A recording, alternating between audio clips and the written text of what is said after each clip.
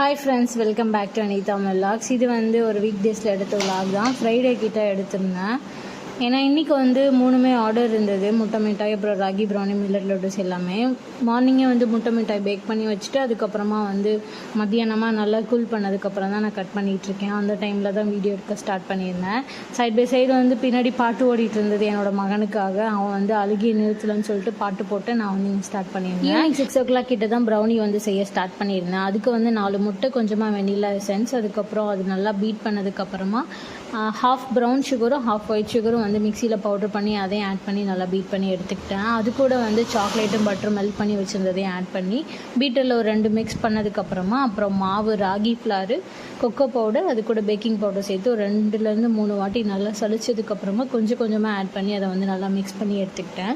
இது நான் 1 kg கிட்ட தான் இன்றைக்கி பண்ணுறேன். இது மார்னிங்கே 1 kg நான் முட்டை மிட்டாய் பண்ணனால அந்த ட்ரே வாஷ் பண்ணல. இந்த 2 ட்ரேயில் ½ kg ரெண்டுமே ஸ்ப்ளிட் பண்ணி மெஷர் பண்ணி அதை ஊற்றி எடுத்ததுக்கப்புறமா நல்லா டூத் பிக் வச்சு நல்லா அதை பபுள் இல்லாமல் எடுத்து விட்டுட்டேன். கடைசியாக வைக்கிறப்போ பார்த்திங்கன்னா 2 தடவை டேப் பண்ணிவிட்டு அப்படியே எடுத்து வச்சுருவேன். அதுக்கு முன்னாடியே ஓடிஜி ஒரு 10 minutesக்கு 175 degree Celsiusல ப்ரீஹீட் பண்ணி வச்சுருந்தேன். ஸோ 2 ட்ரையுமே எடுத்து உள்ளே வச்சதுக்கப்புறமா டெம்பரேச்சர் எவ்வளோ செட் பண்ணுன்னு பார்த்தீங்கன்னா அதே 175 degree Celsiusல ஃபேன் மோடு ஆனில் இருக்கணும். அப்புறம் டாப் அண்ட் பாட்டம் ராடு ஆனில் வச்சுட்டு ஒரு 30 minutes பேக் பண்ணாவே அவ்வளோதான் ரெடி ஆகிடும். பட் அதுக்கப்புறம் கட் பண்ணுறது மட்டும் ஒரு 1 or 2 hours கழிச்சு கட் பண்ணால் பர்ஃபெக்டாக வரும். லட்டுக்கு பார்த்தீங்கன்னா ராகி, கம்பு, சோளம், திணை, பொட்டுக்கடலை, அது கூட பச்சை பயிறு எல்லாமே வறுத்துட்டு அப்புறம் ப்ரௌன் சுகரு, ஏலக்காய் பவுடர் எல்லாமே ரெடி பண்ணி வச்சுட்டு நெய் மட்டும் மெல்ட் பண்ணிவிட்டு எல்லாமே லட்டு படிக்க ஸ்டார்ட் பண்ணிட்டேன் மத்தியானமே. இன்றைக்கி ஒவ்வொரு வெரைட்டிஸையும் 30 லட்டுஸ் கிட்ட பண்ணணும். மொத்தம் 200 லட்டுஸ் பண்ணியிருந்தேன். மொத்தம் 30 பாக்ஸஸ் போட்டிருந்தேன். ரிமைனிங் ஒரு 5 or 10 லட்டுஸ் மட்டும் இருந்தது. அதை வீட்டில் எடுத்து வச்சுருந்தேன்.